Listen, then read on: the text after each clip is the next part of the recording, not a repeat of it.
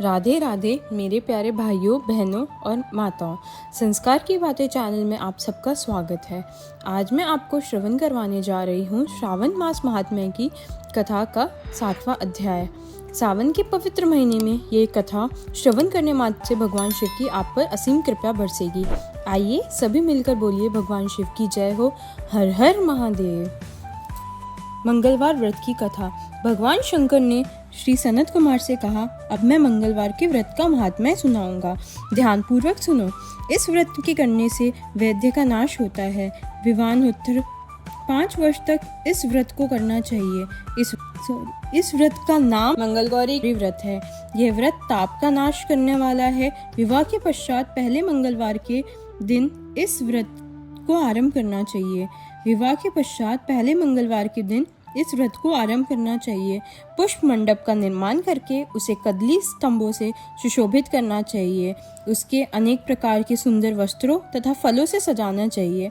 मंडप में देवी की सोने की प्रतिमा बनवाकर स्थापित करनी चाहिए। यदि सोने की प्रतिमा बनवाने की शक्ति ना रखते हो तो अपनी शक्ति के अनुसार किसी अन्य धातु की प्रतिमा बनवाकर स्थापित करनी चाहिए। इसके बाद उस प्रतिमा का अर्चन करना चाहिए। उस मंगला गौरी की प्रतिमा को षोडश उपचारों और 16 चिड़चिड़ा दलों से, 16 चावल और 16 चनों की दाल के दानों से अर्चन करना चाहिए। उस मंगला गौरी की प्रतिमा को 16 उपचारों तथा 16 ध्रुवा दलों से और 16 चिड़चिड़ा दलों से, 16 चावल और 16 चने की दाल के दानों से अर्चन करना चाहिए। 16 बत्तियां का एक दीपक होना चाहिए अथवा 16 दीप जलाकर भक्ति द्वारा दही तथा चावलों का नैवेद्य समर्पण करना चाहिए। देवी की मूर्ति के पास लोढ़ा रखना चाहिए। इस तरह 5 वर्ष तक व्रत करना चाहिए। फिर उद्यापन करके माता का वायना देना चाहिए। अब वायना के संबंध में सुनो। मंगला गौरी की एक पल सोने की प्रतिमा बनवानी चाहिए या आधे पल या आधे से आधे पल की प्रतिमा बनवानी चाहिए। अपनी शक्ति के अनुसार सोने अथवा चांदी के घड़े के चावलों से भरना चाहिए। उस घड़े के ऊपर पहनने के कपड़े या चोली रखनी चाहिए। उसके ऊपर मंगला गौरी की प्रतिमा रखनी चाहिए। देवी के नजदीक, जैसा कि मैं ऊपर भी कह आया हूँ, सील लोढ़ा रखना चाहिए। यह सील लोढ़ा चांदी का होना चाहिए। इस प्रकार माता के लिए बायना देना चाहिए। फिर 16 सुहागन ब्राह्मणियों को भोजन करवावे। हे सनत कुमार, इस प्रकार व्रत करने से 7 जन्म तक अटल सौभाग्य तथा पुत्र पौत्र एवं संपत्ति आदि सब अपने आप प्राप्त हो जाया करते हैं। सनत कुमार ने भगवान शिव से पूछा, प्रभु, इस व्रत को पहल किसने किया था और उसके करने से किस फल की प्राप्ति हुई थी? कृपा करके आप मुझे इस व्रत के संबंध में इस प्रकार बतलाएं जिससे इस व्रत में मेरी श्रद्धा हो जाए। भगवान शिव ने कहा, हे सनत कुमार, प्राचीन काल में कुरदेश में श्रुत कीर्ति नामक एक राजा शास्त्र ज्ञाता, कीर्तिमान तथा शत्रु रहित था। वह 64 कलाओं का जानने वाला तथा धनुर्विद्या में निपुण था। उसके यहाँ संसार की किसी वस्तु की कमी ना थी। कमी थी तो केवल एक संतान की। संतान प्राप्ति के लिए वह दिन रात यत्न करता रहता था। उसने संतान के लिए देवी की आराधना भी की।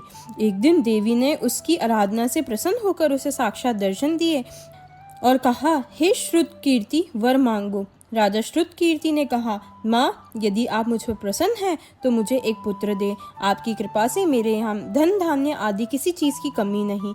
बस एक पुत्र सुख को छोड़कर मेरे यहाँ सब आनंद है। राजा का वचन सुनकर देवी मुस्कुराई। उससे कहने लगी, राजन, तुमने एक दुर्लभ वस्तु की याचना की है, फिर भी तुमको पुत्र अवश्य दूंगी। लेकिन तुम मेरी बात को ध्यान से सुनो। तुम्हारे यहाँ जो पुत्र होगा वह अत्यंत गुणवान भी होगा, किंतु वह 16 वर्ष से अधिक नहीं जिएगा। हाँ, यदि एक सुंदर अथवा विद्यावहीन पुत्र होगा तो वह बहुत समय तक जीवित रहेगा। देवी की बात सुनकर राजा चिंताग्रस्त हो गया। उसने अपनी रानी से बात की और फिर बाद से गुणी संपूर्ण लक्ष्मण युक्त 16 वर्ष की आयु वाला पुत्र मांगा। देवी ने कहा, राजा, मेरे मंदिर के मुख्य द्वार पर आम का पेड़ है। मेरी आज्ञा है कि तुम उस पेड़ से एक आम तोड़कर अपनी रानी को खाने के लिए दो। उसको खाने से रानी का अवश्यमेव गर्भ रहेगा। राजा ने प्रसन्न होकर देवी के मंदिर के मुख्य द्वार पर जो आम का पेड़ था वहां से एक आम तोड़कर अपनी पत्नी को खाने के लिए दिया। रानी ने देवी के आदेश अनुसार फल खाया और 10 मास के पश्चात उसके यहाँ देवपुत्र तुल्य पुत्र पैदा हुआ। हर्ष शोक से संपन्न राजा ने राजकुमार का जातकर्म आदि संस्कार करवाया और भगवान सदाशिव को ध्यान धरकर उसका नाम चिरायु रखा। लड़का अपने माता पिता की देखरेख में चांद की तरह बढ़ने लगा। दिन बीतने चले गए और उसका 16 वर्ष आरंभ हो गया। राजा रानी दोनों को चिंता सताने लगी। राजा ने सोचा, मैंने यह पुत्र बड़ा कष्ट से प्राप्त किया है, अपनी आंखों से मैं इसकी मृत्यु कैसे देख सकूंगा। यह विचार करके उसने राजकुमार को उसके मामा के साथ काशी भेज दिया। जाने के समय रानी ने अपने भाई से कहा, तुम कार्पटिक वेश धारण करके राजकुमार को काशी ले जाओ। मैंने इसके जन्म से पूर्व भगवान शिव से प्रार्थना की थी, हे प्रभु, पुत्र प्राप्ति पर मैं उसे जगतपति की यात्रा के लिए भेजूंगी। तुम इसको इसी समय काशी ले जाओ, इसी देह प्राण की रक्षा करना। रानी का भाई अपनी बहन की बात सुनकर भांजे के साथ लेकर काशी चला गया। कई दिन की यात्रा के पश्चात वह आनंद नगर पहुंचा। वहां पर वीरसेन नाम राजा राज्य करता था, जो कि शास्त्र ज्ञाता, कीर्तिमान तथा शत्रु रहित था। उस राजा की कन्या मंगला गौरी अपने रूप लावण्य के कारण चहु और प्रसिद्ध थी। मानो वह राजकुमारी आकाश के चांद की तुलना में धरती का चांद थी। जिस समय राजकुमार चिरायु तथा उसके मामा आनंद नगर में शहर के से बाहर के शाही बगीचे में पहुंचे, उस समय राजकुमारी मंगला गौरी अपनी सखी सहेलियों के साथ खेल रही थी। राजकुमार चिरायु तथा उसके मामा खेलती हुई लड़कियों को देखने लगे। खेलती हुई लड़कियों में से एक ने क्रोध से भरकर राजकुमार को रंडा कहा। उस बालिका को क्रोधित और दुर्वचन कहते देखकर राजकुमारी ने उस बालिका से कहा, हे सखी, तुम दुर्वचन क्यों कहती हो? मेरे संग अयोग्यवाणी बोलने वाली कोई भी स्त्री नहीं है। देखो, मंगला गौरी के प्रसाद एवं मंगला गौरी व्रत के प्रभाव से मेरे हाथ से जिसके माथे पर चावल गिर जावे, उसके साथ मेरा विवाह हो जाने पर यदि वह थोड़ी आयु वाला है तो भी चिरायु हो जाएगा। इसके बाद सब बालिकाएं अपने अपने घरों को लौट गई। उस दिन राजकुमारी का विवाह बालिक देश के दृढ़ धर्मा राजा के पुत्र सुकेतु नाम के राजकुमार से होने वाला था, लेकिन सुकेतु मूर्ख, कुरूप तथा बहरा था। वर पक्ष वाले उसकी बजाय विवाह मंडप में अन्य अच्छा वर ले जाने की इच्छा प्रकट कर चुके थे। विवाह के पश्चात सुकेतु के बजाय प्रस्तुत वर को भगा दिया जाएगा और सुकेतु बालिक देश को अपनी पत्नी लेकर लौट जाएगा। ऐसा विचार करके वर पक्ष के कुछ आदमी चिरायु के पास जाकर उसके मामा से कहने लगे, ये बालक तुम हमें दे दो, इसके द्वारा हमारा कार्य सिद्ध होने वाला है। इस भूमि पर परोपकार जैसा अन्य कोई धर्म नहीं है। उन लोगों की बात सुनकर चिरायु के मामा प्रसन्न हो गए, क्योंकि वह बगीचे में मंगला गौरी की बात सुन चुका था। उसने वर पक्ष वालों से कहा, आप लोग इस लड़के को क्यों चाहते हैं? विवाह के लिए वस्त्र गहने आदि तो मांगे जा सकते हैं, लेकिन कोई वर थोड़ी जो मांगा जा सकता है। फिर भी मैं आपकी बात रखता हूँ, चलो हुआ लड़का आपको दे देता हूँ, लेकिन कोई वर थोड़ी ही मांगा जाता है। फिर भी मैं आपकी बात रखता हुआ लड़का आपको दे रहा हूँ। वर पक्षी राजकुमार चिरायु को विवाह मंडप पे ले गए और विवाह कार्य सिद्ध हो गया।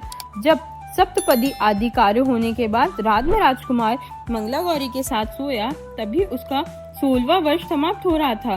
ठीक उसी समय काल सांप के रूप में वहां आया। संयोगवश उसी समय राजकुमार की नींद खुल गई और वह सांप को देखकर मारे भय के कांपने लगी। फिर उसने भय त्याग कर सांप की पूजा की, पीने के लिए उसे बहुत सा दूध दिया, प्रार्थना की, दिन वाणी से उसकी स्तुति की। मंगल गौरी ने कहा, मैं उत्तम व्रत करूंगी, मेरे पति देव जीवित हो जाए, चिरंजीवी हो। देखते ही देखते सांप कमंडल में प्रवेश कर गया। अपनी कोच की चोली से राजकुमारी ने कमंडल का मुख बांध दिया। उस समय राजकुमार अपने शरीर के अंगों को ऐंठते हुए जागकर उठकर बैठ गया। उसने राजकुमारी से कहा, मुझे बहुत भूख लगी है। राजकुमारी ने माता के समीप जाकर लड्डू आदि लाकर राजकुमार को खाने को दिया। राजकुमार ने प्रसन्न होकर भोजन किया। हाथ धोते समय उसका हार गिर गया। वह पान खाकर दोबारा सो गया। उसके सोने के बाद राजकुमारी कमंडल को बाहर फेंकने के लिए गई। लेकिन विधि के विधान से बाहर जाते समय चमकते हुए हार की चमक देखकर चकित रह गए।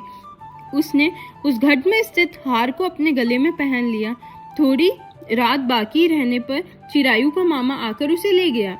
चिरायु के जाने के बाद वर पक्षीय जन सुकेतु को वहां ले आए। मंगल गौरी ने जब सुकेतु को देखा तो कहा, वह मेरा पति नहीं है।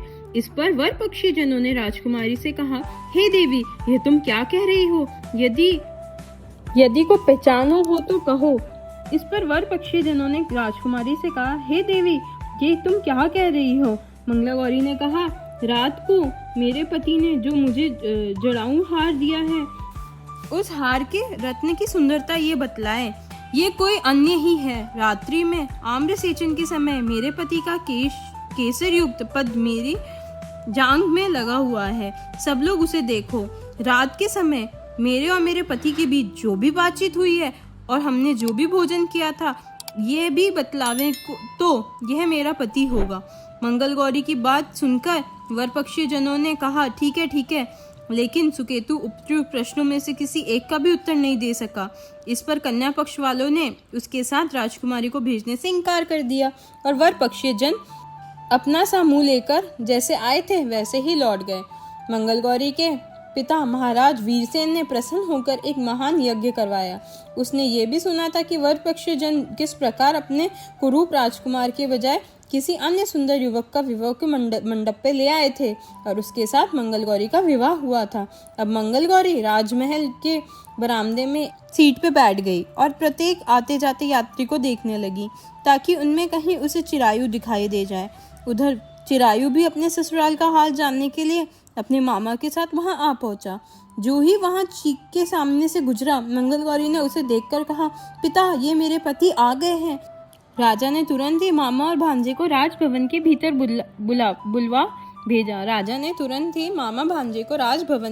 बुलवा भेजा। मंगल गौरी की बतलाई हुई सब निशानियां चिरायु में मौजूद थी। राजा ने वस्त्र भ्रम, अश्व, गज, रथ तथा अन्य बहुत सी चीजें के साथ मंगल गौरी को चिरायु के साथ भेज दिया। उसके बाद चिरायु राजा वीरसेन से विदा होकर अपनी पत्नी एवं मामा के साथ कुल नंदन सेना सहित अपने नगर को गया। जब उसके माता पिता ने लोगों के मुख से उसकी वापसी के संबंध में सुना तो उन्हें इस बात का विश्वास नहीं हुआ। वे सोचने लगे कि भाग्य के विपरीत कैसे हो सकता है। वह अभी ये सोच ही रहे थे कि राजकुमार चिरायु ने माता और पिता के चरणों में प्रणाम किया। माता ने उसका सिर चूमा और उसके आनंद का कोई ठिकाना ना रहा। फिर उसने पुत्र वधू को अपनी गोदी में बिठाया, उससे सारा हालचाल पूछा। भगवान शंकर बोले, हे महामुने, मंगला गौरी उसको व्रत महात्म्य तथा पिछला समस्त घटनाक्रम बतलाया। हे सनत कुमार, मंगल गौरी के कारण ही तभी से ये व्रत मंगला गौरी के नाम से प्रसिद्ध हुआ है। इसे जो भी सुनेगा अथवा इसका कीर्तन करेगा उसके सभी मनोरथ सिद्ध हो जाएंगे, इसमें संशय नहीं है। श्री सूत जी बोले, हे ऋषिगणों, भगवान शंकर ने सनत कुमार से इस व्रत को कहा और वह इस कार्य को सिद्धि वाले को सुनकर गदगद हो उठे। उनको इसके सुनने से परम आनंद की प्राप्ति हुई। इस प्रकार ये अध्याय यहीं समाप्त हुआ। राधे राधे, जय श्री कृष्ण, हर हर महादेव। धन्यवाद। उम्मीद है कि आप सबको ये वीडियो अच्छी लगी हो। लाइक, शेयर और सब्सक्राइब करना ना भूलें। कमेंट बॉक्स पे राधे राधे ज़रूर लिखें।